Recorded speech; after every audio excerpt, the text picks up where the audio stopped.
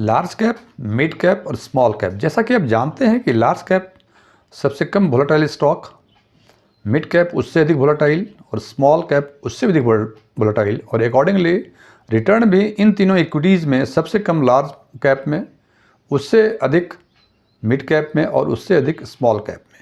और इन्वेस्टर अपने risk perception के हिसाब से either large cap, mid cap और स्मॉल कैप सेगमेंट का सिलेक्शन करते हैं। लेकिन इन तीनों सेगमेंट के बीच एक और सेगमेंट है, large and mid cap segment. जैसे as a sounds by its name, large and mid cap, इसका मतलब ये mixture of large and mid cap है। इसका मतलब कि इसमें वोलेटिलिटी लार्ज कैप से अधिक और मिड कैप से कम, और इसका रिटर्न लार्ज कैप से अधिक और मिड कैप से कम।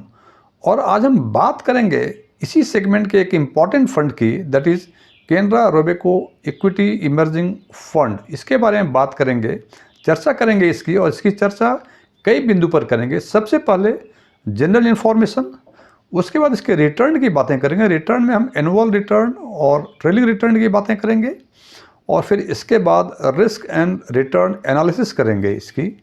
सबसे पहले बात करते हैं हम जनरल इन्फॉर्मेशंस की। ये fund large and mid cap segment का है। ये करीब 18 साल पुराना, 11 मार्च 2005 को ये फंड लॉन्च हुआ था। इसका एसेट अंडर मैनेजमेंट 15,262 करोड़ है, और इसका टोटल एक्सपेंसेस रेशियो 1.77% है। अब हम बात करते हैं इसके रिटर्न में। रिटर्न में सबसे पहले बात करेंगे एनुअलाइज रिटर्न की।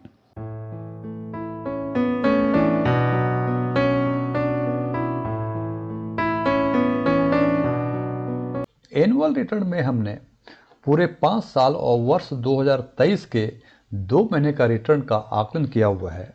और जब इसकी तुलना करते हैं फंड के रिटर्न की और की रिटर्न की कैटेगरी रिटर्न से, तो हमने पहले उन वर्षों को आइडेंटिफाई किया है जिसमें फंड ने कैटेगरी के लिहाज से खराब प्रदर्शन किया है, और वो वर्ष हैं 2018, 2019 और 2022। इसके बाद 2020, 2021 और पिछले 2 महीने का वर्ष 2023 के 2 महीने का रिटर्न में फंड ने कैटेगरी के लिहाज से बेहतर प्रदर्शन किया है, और ये है। अब यही बातें यदि हम ट्रेलिंग रिटर्न के बारे में करें, तो हमने 4 सेगमेंट में लिया है, 4 क्लास में लिया है। 1 ईयर, 3 ईयर्स, 5 ईयर्स और 10 ईयर्स के ट्रेलिंग रिटर्न, जिसे आम बोलचाल की भाषा में हम CAGR भी बोलते हैं। और यदि आपको ट्रेलिंग रिटर्न, CAGR, XIRR के बारे में अधिक कुछ जानना हो, तो हमारे प्लेलिस्ट में जाके वीडियो देख सकते हैं। तो हम बात कर रहे थे 1 ईयर, 3 ईयर्स, 5 ईयर्स, 10 ईयर्स के ट्रेलिंग रिटर्न की। और सबसे पहले हमने उन ईयर को सेलेक्ट किया है जिसमें फंड ने कैटेगरी के लिहाज से खराब प्रदर्शन किया है, और वो है first year. First year means ये डेटा जो है 14 मार्च 2023 का है। इसका मतलब 14 मार्च 2022 से लेकर 14 मार्च 2023 तक का जो रिटर्न है, वो 1 ईयर का रिटर्न का आकलन किया हुआ है हमने। और यहाँ हम देखते हैं कि फंड ने करीब 1.5% के आसपास खराब परफॉर्म किया है यदि हम इसका कंपेयर करें कैटेगरी के लिहाज से। और 3 ईयर्स, 5 ईयर्स में इनका प्रदर्शन ये रहा। अब यदि पूरे ट्रेलिंग रिटर्न और एनुअल रिटर्न को एक नज़र में देखें, एक साथ देखें, तो हम देखते हैं कि जब भी प्रदर्शन अच्छा किया है या खराब किया है, ये मार्जिनल नहीं है बल्कि सब्सटेंशियल है। फॉर एग्जांपल, हमने 2018, 2019 और 2022 में फंड ने खराब प्रदर्शन किया है। देखें, 2022 में डिफरेंस करीब 10% का फंड ने खराब प्रदर्शन किया है।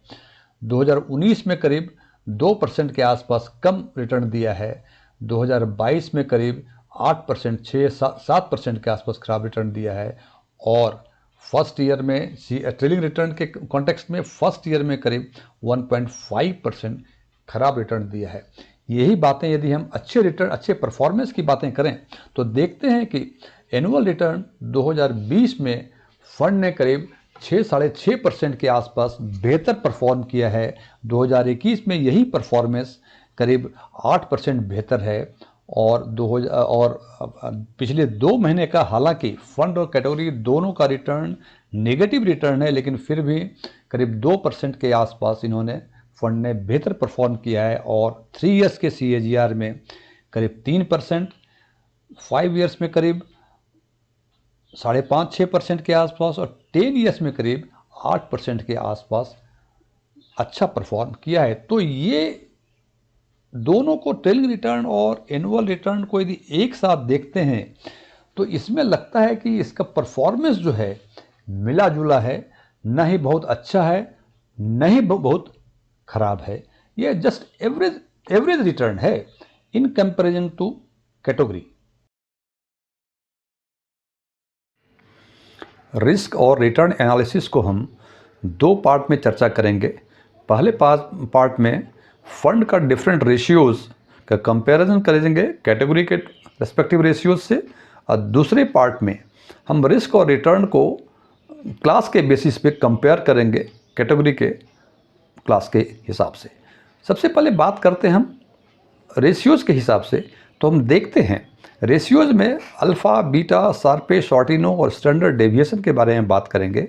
इस बारे में यदि कुछ आपको अधिक जानकारी चाहिए तो हमारे प्लेलिस्ट में जाकर रेस्पेक्टिव वीडियो देख सकते हैं। तो सबसे पहले बात करते हैं हम शार्पे रेशियो की।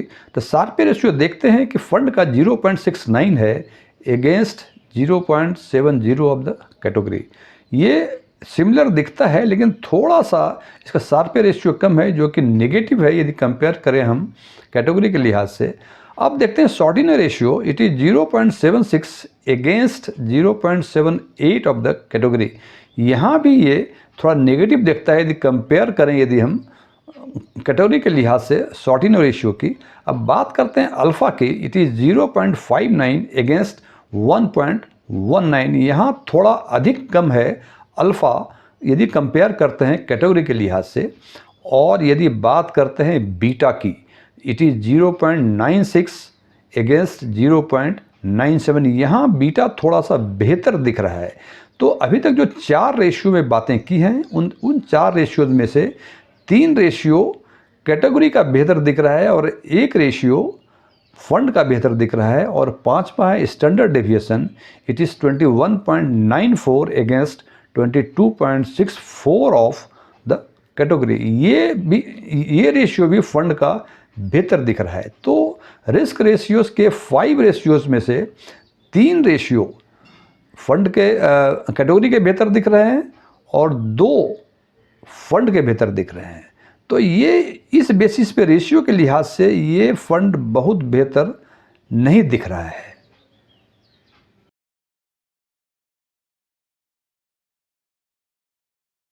अब हम बात करते हैं रिस्क और रिटर्न की एनालिसिस क्लास वाइज। बता दूं, मैं पहले इस पर चर्चा करने के पहले बता दूं कि हमने रिस्क और रिटर्न को 5 क्लास में क्लासिफाई किया है। That is low, average, below average, above average और हाई। रिस्क रिटर्न को दोनों को ही हमने 5 क्लास में क्लासिफाई किया है।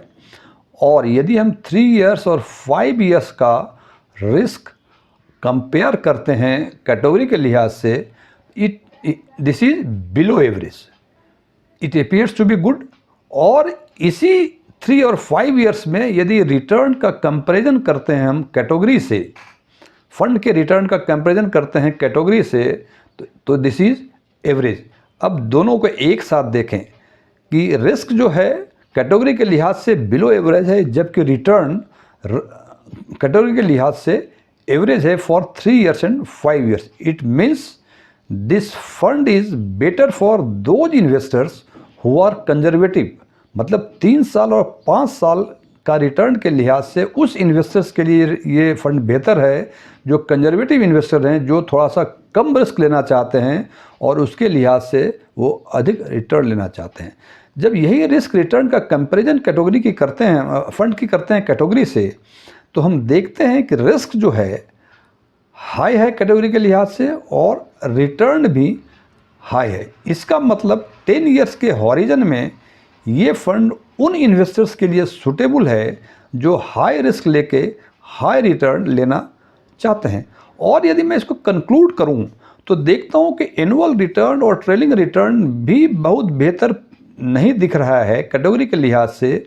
और रिस्क और रिटर्न एनालिसिस जब करते हैं तो रिस्क रेशियो के हिसाब से आउट ऑफ 5 रेशियोज 3 फंड में इसका कैटेगरी से इनका खराब परफॉर्मेंस है, और 3 इयर्स और 5 इयर्स के लिए ये कंजर्वेटिव इन्वेस्टर के लिए बेहतर दिख रहा है, जबकि 10 इयर्स के हॉरिजन में ये एग्रेसिव इन्वेस्टर्स के लिए बेहतर है। ये वीडियो समाप्त होने के पहले मैं कुछ इन्फॉर्मेशन डिस्क्लोज करना चाहूँगा। मैं कोई म्यूचुअल फंड सलाहकार नहीं हूँ, न ही मैं कोई वादा करता हूँ कि हमारे द्वारा बताए गए सुझावों को फॉलो करने पर आप रातों रात लाखपति बन जाएंगे या करोड़पति बन जाएंगे, या आपका धन, आपका पैसा 2 सालों में दुगना हो जाएगा। हाँ, इतनी संभावनाएं जरूर हैं कि यदि इन सुझावों को फॉलो करेंगे तो जो भी पैसे आप इन्वेस्ट करेंगे उसमें अच्छे रिटर्न होने की पूरी संभावना है। Thank you.